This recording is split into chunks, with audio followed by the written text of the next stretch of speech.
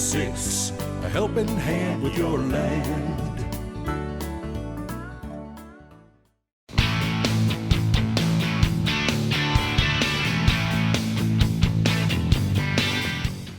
Hi, I'm Brian with Messick's, and today we're going to do a preventative maintenance on your New Holland CR Combine.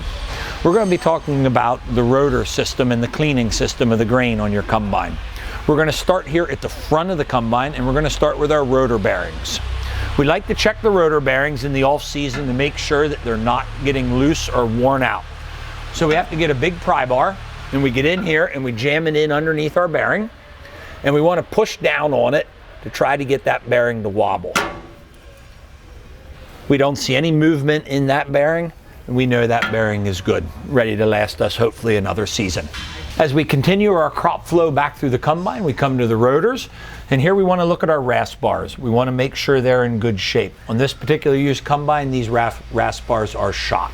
They are worn out.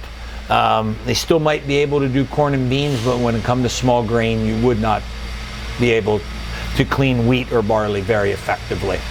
You also want to look at the top covers of your rotor up top here.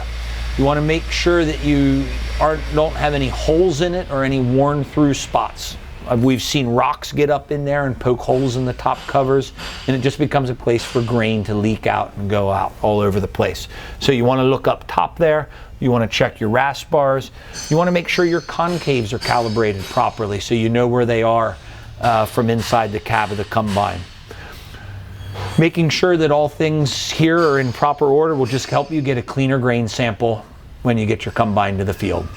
So if you need any service, parts, or any equipment, please give us a call at 1-800-222-3373 or visit us at messicks.com.